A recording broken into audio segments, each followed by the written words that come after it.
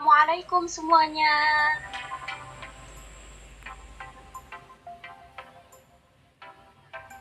Di video kali ini kita akan belajar materi tentang haji dan umroh, merekatkan ukhuwah Islamiyah. Ibadah haji, ketentuan haji dalam Islam. Haji merupakan rukun Islam yang kelima. Sebagai umat Nabi Muhammad SAW, kita seyogyanya melaksanakan perintah tersebut karena banyak keutamaan yang terkandung dalam ibadah haji ini.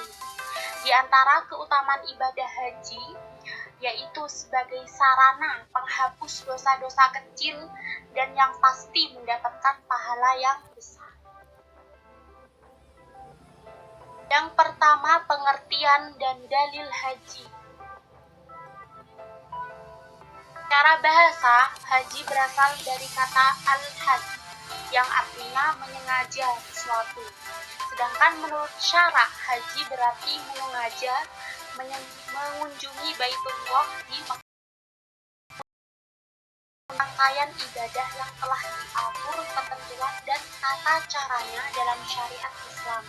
Adapun hukum melaksanakan ibadah haji adalah wajib bagi orang yang mampu. Kewajiban ini hanya sekali dalam seumur hidupnya. Kedua, cara pelaksanaan haji.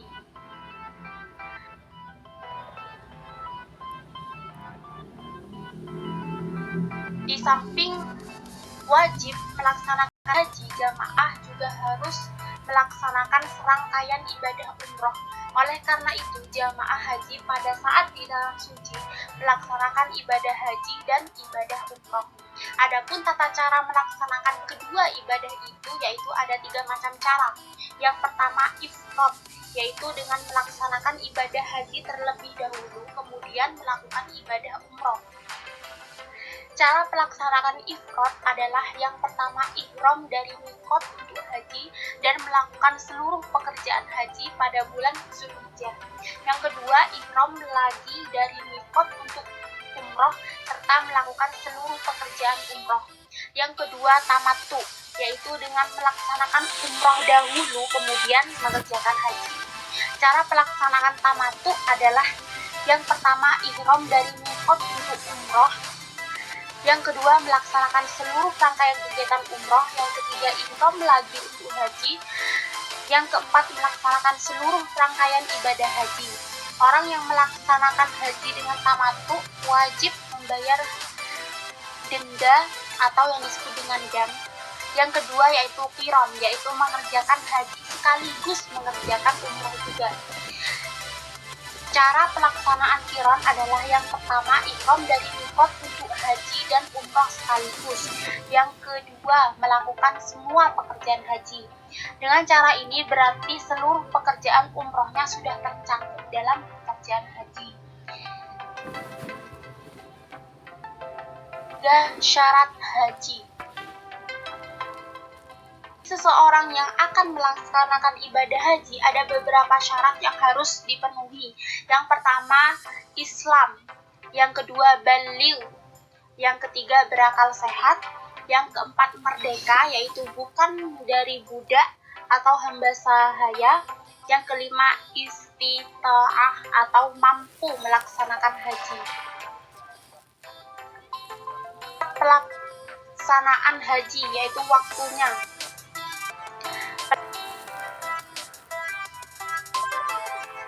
Haji dimulai sejak awal bulan Syawal sampai sebelum terbit fajar pada malam tanggal 9 Zulhijjah untuk melakukan amalan-amalan sunnah dan kemudian melakukan rukun haji pada tanggal 10, 11, 12, 13 Zulhijjah setiap tahunnya. 5 rukun haji. Haji adalah serangkaian kegiatan yang harus dikerjakan. Apabila salah satunya tidak dikerjakan, maka hajinya tidak sah dan tidak dapat digantikan dengan denda atau dam. Mayoritas ulama sepakat bahwa rukun haji adalah sebagai berikut. Yang pertama adalah ihram. Ihram ini yaitu berniat untuk memulai mengerjakan haji dengan cara memakai pakaian putih dan tidak berjahit. Kain tersebut diletakkan di bawah ketiak kanan dan dua ujungnya di pundak sebelah kiri. Makna yang terkandung dari pemakaian pakaian putih ini adalah kesetaraan dan kesederhanaan. Semua umat di hadapan Allah SWT itu sama. Yang membedakannya hanyalah ketakwaan. Setelah niat ini, maka seseorang yang berhaji tidak boleh melakukan rafas atau melakukan hal-hal yang mengarah kepada syahwat, berbuat fasik atau maksiat, dan jidal. Yang kedua, wukuf di Arafah. Wukuf di Arafah ini adalah berhenti di padang Arafah dari tergelincirnya matahari atau waktu zuhur tanggal 9 Zulhijjah sampai dengan terbenam matahari, baik dalam keadaan suci maupun tidak suci.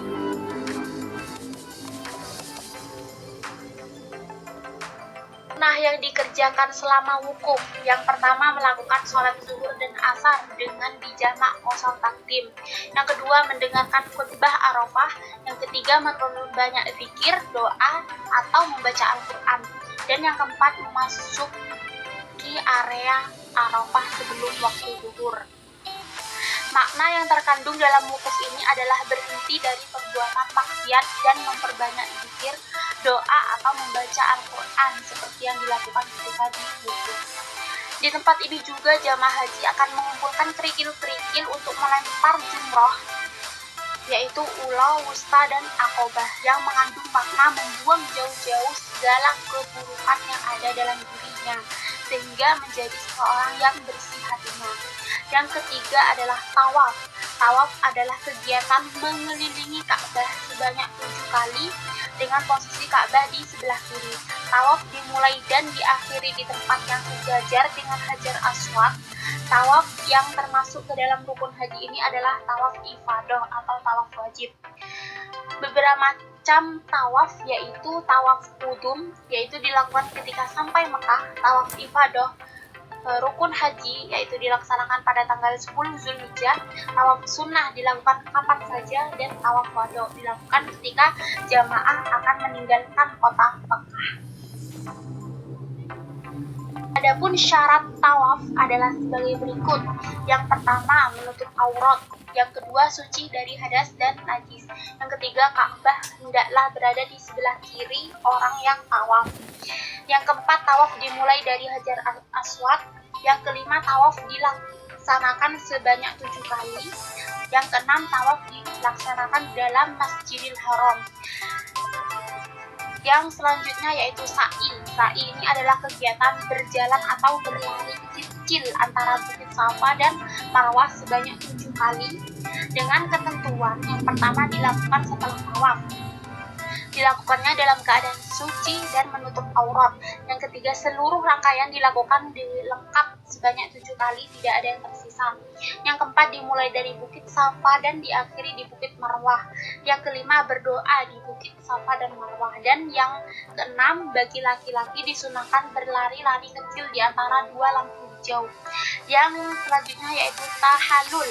Tahallul adalah kegiatan mencukur rambut kepala sekurang-kurangnya 3 helai. Bagi laki-laki boleh mencukur seluruh rambut di kepala. Tahallul ini ada 2 macam, yaitu tahallul pertama dilaksanakan setelah ihram atau niat wukuf di Arafah dan melempar jumroh akobah. Lalu tawaf kedua dilaksanakan sesudah mengerjakan seluruh rangkaian haji, termasuk tawaf ifadah atau tawaf wajib dan sa'i, yaitu lari kecil. Yang terakhir yaitu tertib.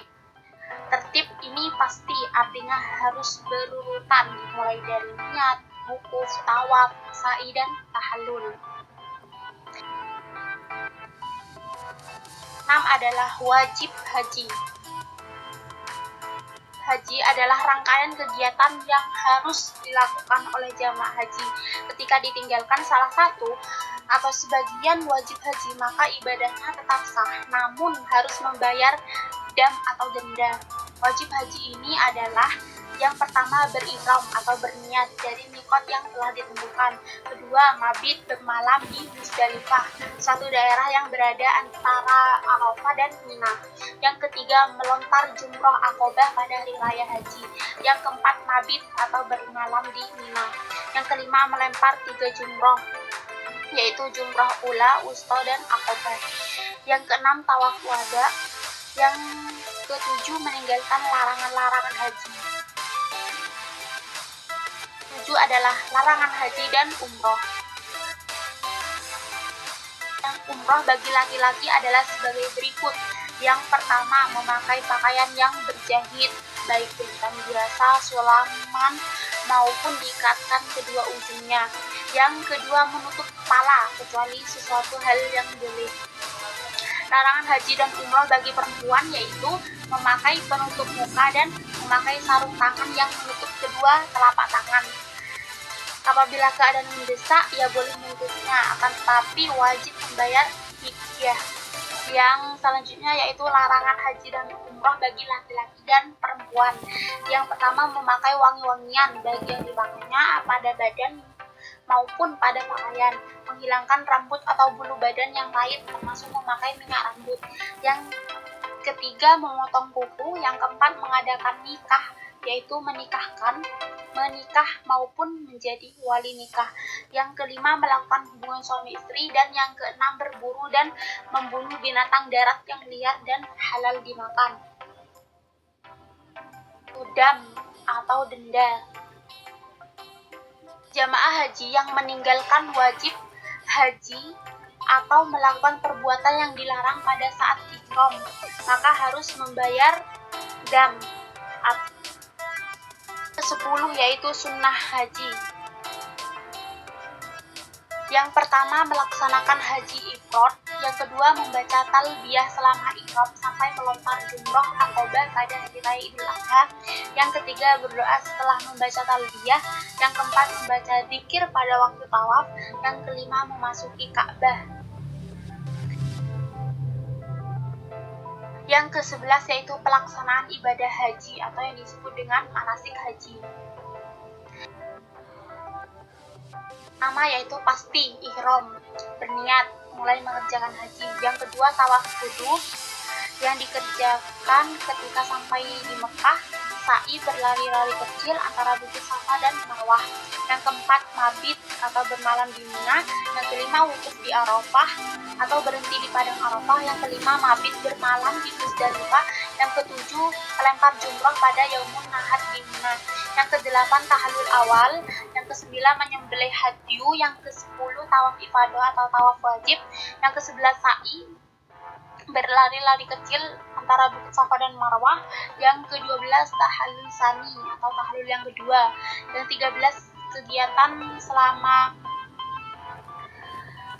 Ayyamut Tasyrik, yaitu pada tanggal 11, 12, dan 13 Dzulhijjah.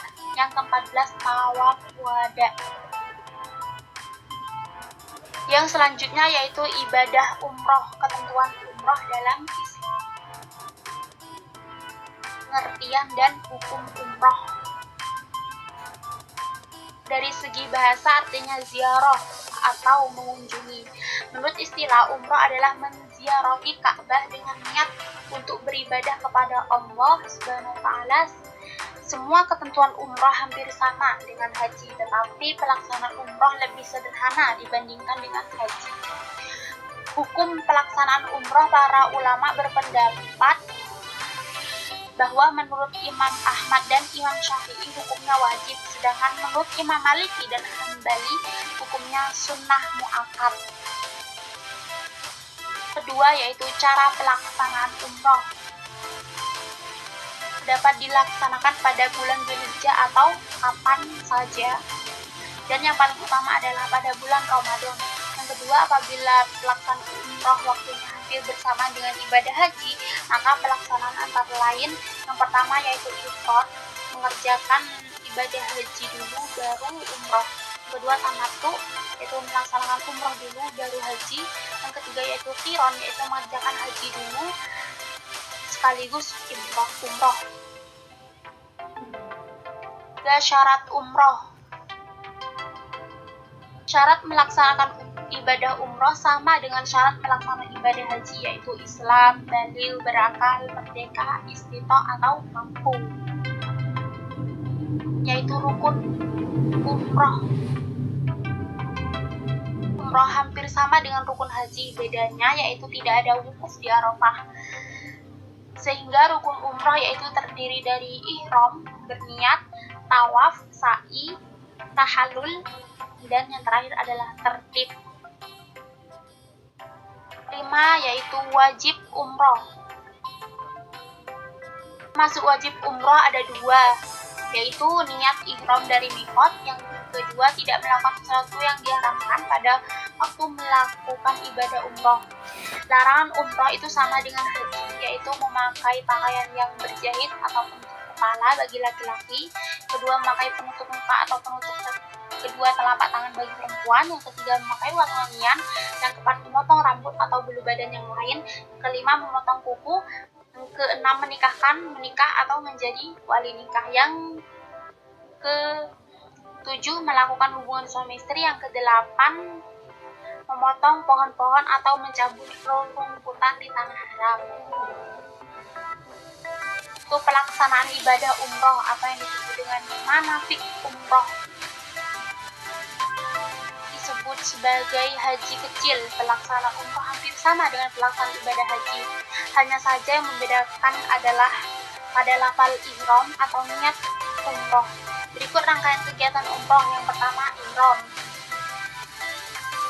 yaitu berniat mulai mengerjakan umroh dengan cara memakai pakaian ihram serta meninggalkan beberapa larangan umroh. Yang kedua, setelah selesai ihram umroh, kemudian membaca talbiyah atau menuju Masjidil Haram untuk melakukan tawaf mengelilingi Ka'bah 7 kali putaran. Yang ketiga, setelah tawaf, kemudian sa'i antara bukit Safa dan Marwah. Yang keempat, umroh diakhiri dengan tahallul atau mencukur rambut.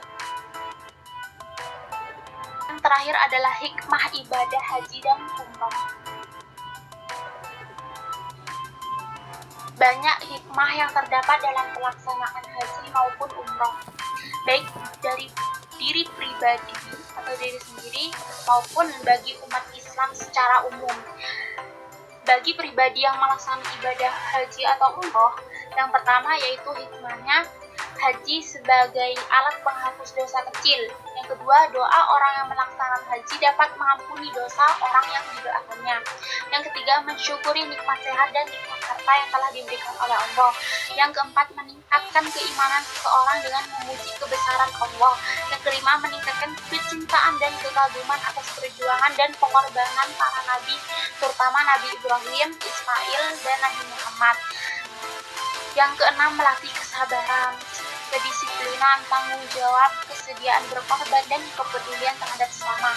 Yang ketujuh, meningkatkan kesadaran untuk saling tolong-menolong, saling bantu, saling menghargai. Yang kedelapan, meningkatkan kesadaran bahwa semua manusia sama di sisi Allah. Dan yang membedakan adalah tingkat kemuliaan. Sedangkan bagi umat Islam secara umum, yaitu dimana yang pertama, haji merupakan silaturahmi akbar bagi sesama muslim dari berbagai penjuru dunia sehingga dapat mempererat tali persaudaraan. Yang kedua, merekat ukhuwah Islamnya, yaitu persaudaraan sesama umat Islam. Yang ketiga, menciptakan rasa persaudaraan dan kesatuan umat Islam di dunia. Yang ketiga, sebagai sarana syiar Islam ke seluruh dunia sebagai agama yang rahmatan lil alamin, yaitu rahmat bagi alam semesta. Yang keempat, menguatkan nasionalisme dan daya juang. Yang kelima, meningkatkan rasa nasionalisme dan cinta tanah air.